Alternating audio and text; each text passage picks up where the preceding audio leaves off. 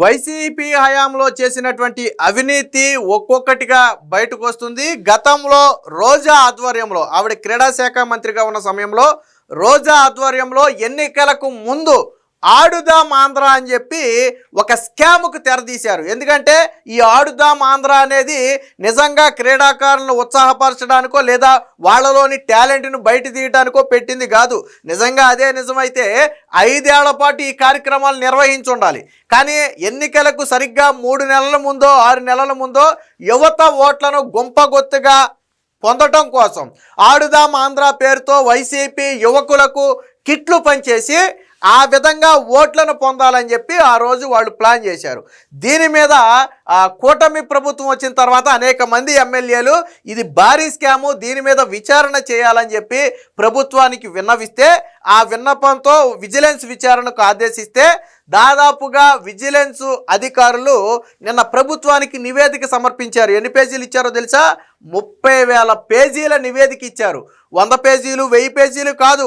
ఈ ఆడుదాం ఆంధ్రాలో 30,000 పేజీల నివేదికను నిన్న ప్రభుత్వానికి ఇస్తూనే విజిలెన్స్ అధికారులు క్లియర్గా చెప్పారు. ఏమని?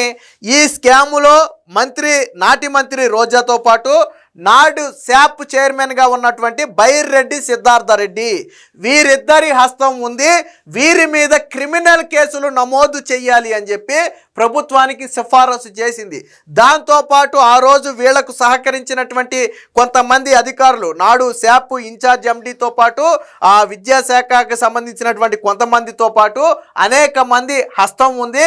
వారి మీద కూడా క్రమశిక్షణ చర్యలు తీసుకోవాలని చెప్పి ప్రభుత్వానికైతే ఆ నివేదిక సమర్పించింది.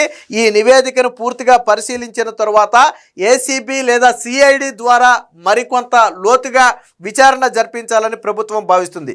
మొత్తంగా 100 కోట్లు ఖర్చు పెట్టామని చెప్పి నాడు వైసీపీ ప్రభుత్వం ప్రకటించుకుంది. కానీ ఇందులో దాదాపుగా 40 కోట్ల రూపాయల దోపిడీనే ఉంది. ప్రతి చోట కూడా అవినీతి అక్రమాలే కనపడ్డాయి. ఈవెన్ క్రీడాకారులకు ఇచ్చినటువంటి ఆట వస్తువులు మొదలుపెట్టి వారికి కల్పించినటువంటి వసతుల వరకు అన్నిటిలో కూడా భారీ స్కామ్. 10,000 రూపాయల ఖర్చు దగ్గర 20,000 రూపాయలు చూపించారు. 1,00,000 ఖర్చు దగ్గర 2 లక్షలు చూపించారు.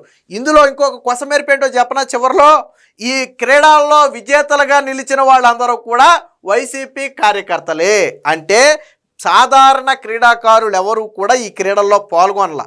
నిజానికి ఈ క్రీడలకు ఆదరణ రాలా. గతంలో అప్పట్లోనే మనం కొన్ని వీడియోలు కూడా చేసుకున్నాం.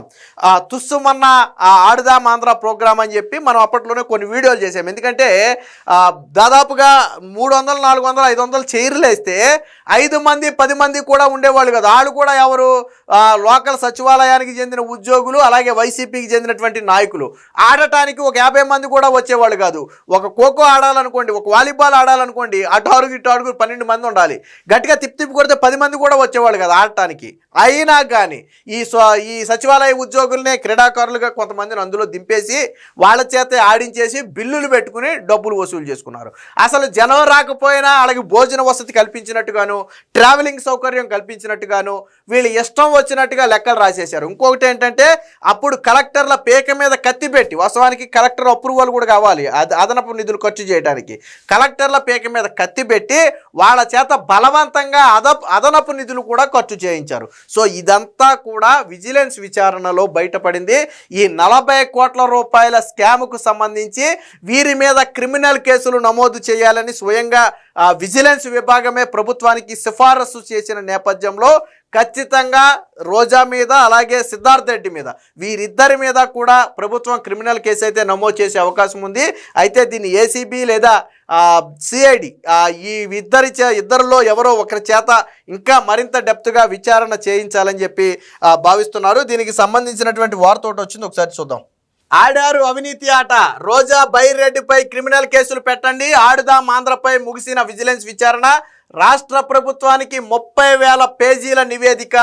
వైసీపీ హయాంలో ఆడుదాం ఆంధ్ర అంటూ రాష్ట్రంలో సాగిన అవినీతి ఆటపై విజిలెన్స్ నివేదిక ప్రభుత్వానికి చేరింది. ఈ వ్యవహారంపై సుదీర్ఘకాలం పాటు లోతైన విచారణ చేపట్టిన విజిలెన్స్ అధికారులు అవినీతిలో అప్పటి క్రీడా శాఖ మంత్రి రోజా, శాప్ మాజీ చైర్మన్ అయినటువంటి బైరెడ్డి సిద్ధార్థరెడ్డి కీలక పాత్ర పోషించారని నిర్ధారించారు. వీరిద్దరిపైన క్రిమినల్ కేసులు నమోదు చేయాలని ప్రభుత్వానికి సిఫారసు చేశారు. వీరితో పాటు అప్పటి శాప్ ఇన్ఛార్జ్ ఎండీగా ఉన్నటువంటి హర్షవర్ధన్ పైన క్రమశిక్షణ చర్యలు తీసుకోవాలని సూచించారు.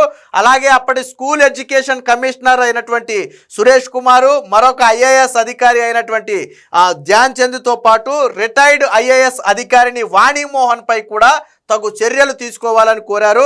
శాప్లోని ఐటీ విభాగంలో పనిచేసేవారు సైతం ఈ అవినీతికి పూర్తిగా సహకరించారని, వారిపై కూడా తగిన చర్యలు తీసుకోవాలని చెప్పి సూచించారు. సో ఈ నివేదిక మొత్తం కూడా ఇచ్చింది ఎవరయ్యా అంటే విజిలెన్స్ విభాగం. అన్ని ఆధారాలతో 30,000 పేజీల రికార్డుతో స్పష్టమైన ఆధారాలతో ప్రభుత్వానికైతే సమర్పించింది. సో ఓట్ల కోసం ఆటలు, ఎన్నికలకు ముందు ఓట్లాటకు తెరలేపిన వైసీపీ నేతలు ఆడుదామాంధ్ర పేరిట యువతను మభ్యపెట్టేందుకు ప్రయత్నించారు. కానీ అందులోనూ అనేక అవకతవకలకు పాల్పడ్డారు. నిధులను పక్కదారి పట్టించి జేబులు నింపుకున్నారు. శాప్ కూడా నిబంధనలకు తూట్లు పొడుస్తూ క్రీడాకారులకు అన్యాయం చేసింది. సాధారణంగా శాప్లో 16 ఏళ్ల లోపు వారిని సబ్ జూనియర్ విభాగంగాను, 16 నుంచి 20 ఏళ్ళు ఉంటే వాళ్ళని జూనియర్ విభాగంగాను, 20 ఏళ్ళు పైబడితే వాళ్ళని సీనియర్ విభాగంగాను ప్రకటించేవాళ్ళు. కానీ వైసీపీ ఈ ఆటల పోటీలు నిర్వహించేటప్పుడు క్రీడా వయసుని 17 ఏళ్ళు దాటిన వాళ్ళు మాత్రమే అర్హులు, 17 ఏళ్ల లోపు వాళ్ళు అర్హులు కాదు అని పెట్టింది. ఎందుకంటే 17 ఏళ్ళు అంటే వాళ్ళకి త్వరలోనే ఓటు హక్కు రాబోతుంది. ఈ తర్వాత ఎన్నికల టయానికి వారికి ఓటు హక్కు వస్తుంది. సో ఈ ఉద్దేశంతోనే వారికి 17 ఏళ్ళు అని ఈ మిగతా నిబంధనల మొత్తానికి తూట్లు పొడుస్తూ 17 ఏళ్ళు అని ఒక నిబంధనను పెట్టారు. మరికొన్ని రోజులు అయితే వారికి ఓటు హక్కు వస్తుంది. ఆ ఓట్లన్నీ గుంపగుత్తగా తమకే పడతాయన్న ఆలోచనతో ఈ నిబంధనలు తీసుకొచ్చారు. అలాగే క్రీడా పరికరాల కొనుగోలు దగ్గర నుంచి ఆటగాళ్లకు కల్పించే వసతి భోజనాల వరకు కూడా భారీగా దోపిడీ చేశారు. మీకు గుర్తుందో లేదో ట్రోల్స్ వచ్చినాయి సోషల్ మీడియాలో.